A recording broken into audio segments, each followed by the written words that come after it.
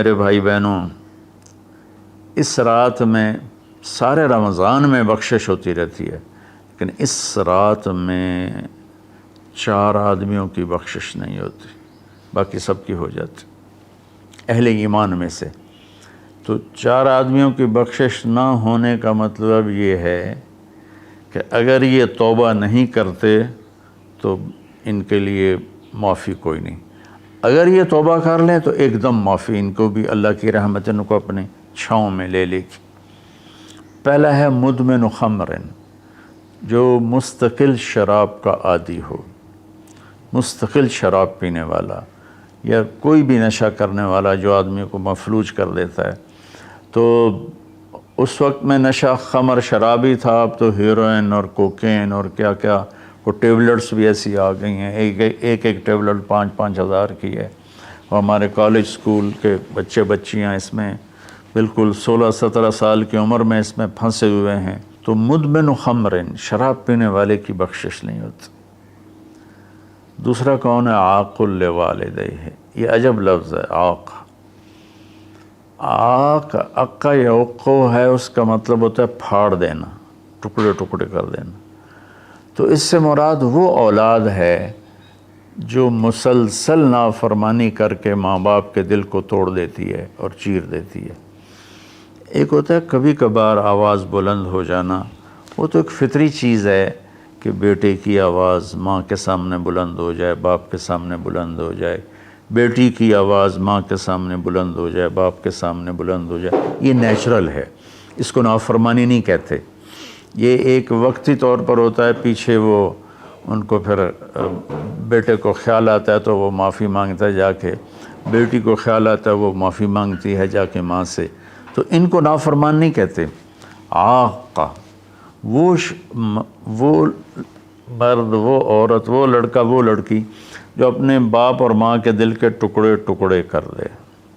آپ سے پوچھا گیا تھا یا رسول اللہ قیامت کب آئے گی؟ آپ نے فرمایا اللہ کے سوا کوئی نہیں جانتا۔ آپ نے فرمایا تو کوئی نشانی؟ تو وہ پوچھنے والے نے عرض کیا یا رسول اللہ کوئی نشانی بتا دیں، تو آپ نے فرمایا جب تم یہ دیکھو کہ بیٹیاں ماؤں سے نوکروں جیسا سلوک کریں، یا خاص طور پر بیٹی کا لفظ استعمال کیا، بیٹے کا نہیں، کہ بیٹے عام طور پر ہی سرکش ہوتے ہیں، بیٹیاں عام طور پر فرمانبردار ہوتی ہیں۔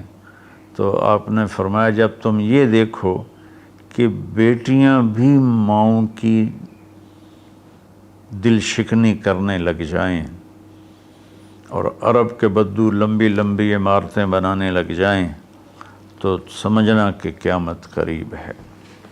تو میں یہ بچیوں سے خاص طور پر کہتا ہوں کہ یہاں اللہ کے نبی نے بیٹوں کا ذکر نہیں کیا، بیٹیوں کا ذکر کیا ہے، کہ جب یہاں تک نوبت پہنچ جائے کہ بیٹیاں بھی ماؤں کے ساتھ نوکروں جیسا سلوک کریں تو پھر قیامت قریب ہے۔ تو یہ بہت کامن ہو چکا ہے ہمارے گھروں میں، کیونکہ اس موبائل نے اور یہ کمپیوٹر نے، انٹرنیٹ نے ہماری ساری زندگی اس کے اندر کھپا دی ہے۔ ہمیں رشتوں کا لحاظ نہیں، رشتوں کی قدر نہیں، ایک دوسرے کے پاس ادب نہیں۔ میں جب بہت چھوٹا تھا تو میں نے اپنی ایک پچھلی نسل جو اب ساری ختم ہو گئی ہے، آخری تھے ہمارے میرے بہنوئی، وہ بھی فوت ہوئے ہیں چند دن پہلے، تو ان سب میں اپنے ماں باپ کا اتنا ادب ہوتا تھا کہ کوئی ان کے آگے چوں نہیں کرتا تھا۔ میں نے اپنے دادا کے بھائی کو دیکھا ہے، دادا کو میں نے بس ایسے حلیہ، ایسے کہ ہیولا سا ہے بھائی، یوں شکل تھی لیکن وہ یاد نہیں، دادا کے بھائی کو دیکھا ہے۔ تو دادا کے بھائی کے جو بیٹے تھے نا، جب ڈیرے میں بیٹھتے تھے تو اپنے والد کے سامنے نہیں بیٹھتے تھے، پیٹھ کے پیچھے بیٹھتے تھے، حالانکہ دین کی کوئی خبر نہیں تھی۔ یہ اس وقت کی معاشرت تھی، مشرقی معاشرت۔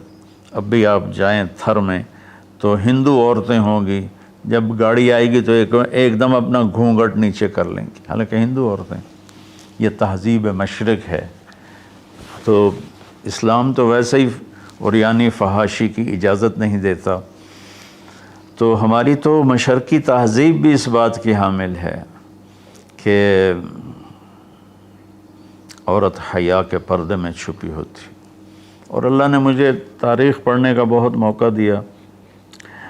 دنیا میں یہ جو راجپوت قوم ہے یہ آرین ہے، تو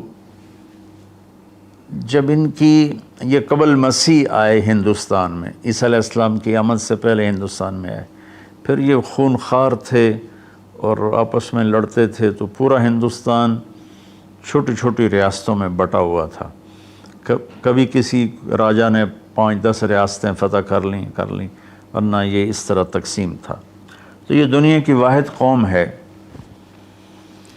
جب انہیں یقین ہوتا تھا کہ ہمیں شکست ہو جائے گی تو وہ سب سے پہلے اپنی بیٹیوں کو، بیویوں کو، ماؤں کو قتل کر دیتے تھے کہ کوئی ہماری بیٹیوں کی عزت سے نہ کھیلے، ہماری بہنوں ماؤں کی عزت سے نہ کھیلے، پھر جا کر لڑتے تھے۔ اور عام طور پر جس کو شکست ہوتی تھی وہی ایسا کرتا تھا اور اپنی جان دے دیتے تھے۔ چھوٹا سا واقعہ سناتا ہوں کہ مراٹھوں نے ایک قلعے پر حملہ کیا، شیر گڑھ اس کا نام تھا، تو اس کا جو راجا تھا وہ راجپوت تھا، اس کی طرف سے اورنگزیب کی طرف سے وہ وہاں اس قلعے کا وہ حاکم تھا، لیکن تھا ہندو، اودے سنگھ اس کا نام تھا، اور اس کی 18 بیویاں تھیں۔ تو مراٹھوں نے اس پر حملہ کیا، تو رات کے اندھیرے میں حملہ کیا، تو سارے 5000 کی فوج تھی، ہندو مسلم کٹھے، وہ شرابیں پی کے پڑے تھے، وہ 300 آدمی اندر گئے، ان کو اکھاڑ دیا۔ تو اودے سنگھ کو جب پتہ چلا کہ میدان ہاتھ سے نکل گیا تو اس نے اپنی 18 بیویوں کا سر قلم کر دیا اور پھر آ کے نیچے لڑا اور خود بھی مارا گیا۔ تو یہ ایک ثقافت تھی، تہذیب تھی۔ تو اب ہماری ساری وہ اختلط الحابل بالنابل، اچھا پانی اور گند گٹر کا پانی آپس میں مل گئے ہیں۔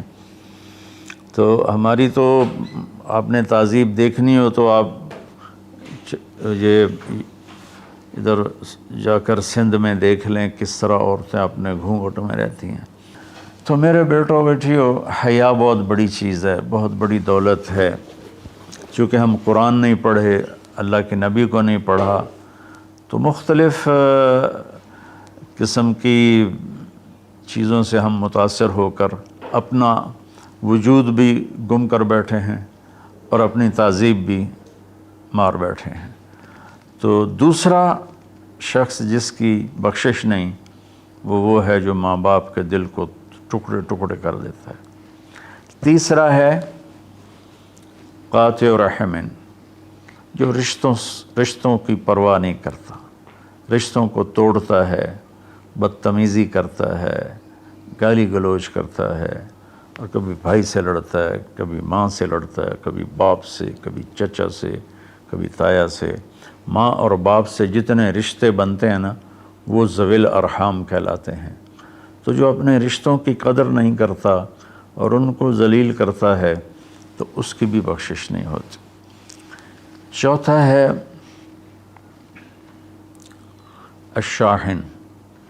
شاحن کہتے ہیں جو دل میں بغض رکھے کسی کے لیے، دل میں کینہ رکھے کسی کے لیے، تو اس کی بھی بخشش نہیں ہوتی۔ تو دیکھو میں سب کے سامنے ہاتھ جوڑتا ہوں، اگر کوئی شراب کا عادی ہے توبہ کر لے، ابھی 21 کی رات نہیں آئی۔ اگر کوئی ماں باپ کو ناراض کر کے بیٹھا ہے تو ان کے پاؤں پکڑ کے راضی کر لے۔ کوئی رشتہ داروں سے لڑائیاں کرتا پھر رہا ہے تو صلح کر لے۔ کوئی کسی کے بارے میں دل میں کینہ رکھتا ہے، بغض رکھتا ہے، تو اپنے دل کو صاف کر لے۔ ان چاروں میں یہ آخری چیز بہت زیادہ پھیلی ہوئی ہے کہ ہمارے دل نفرتوں سے بھرے ہوئے ہیں۔ تو میرے بھائی بہنوں، اس رات میں اللہ تبارک و تعالیٰ سب کی بخشش فرما دیتا ہے سوائے ان 4 آدمیوں کی، اور یہ بھی اگر توبہ کر لیں تو ان کی ساتھ ہی بخشش ہو جاتی ہے۔ تو اس میں ہمیں 21 کو بھی جاگنا چاہیے، 23 کو بھی، 25 کو بھی، 27 کو بھی، 29 کو بھی، کہ 5 راتیں، کوئی ایک رات تو ضرور ہوگی باقی اصل علم تو میرے اللہ کے پاس ہے۔ تو اپنے دل کو بھائی بہنوں صاف کرو اور اس ایک رات میں 83 سال کا ثواب لے لو۔ اللہ تعالیٰ مجھے آپ کو عمل کی توفیق بخشے۔ السلام علیکم۔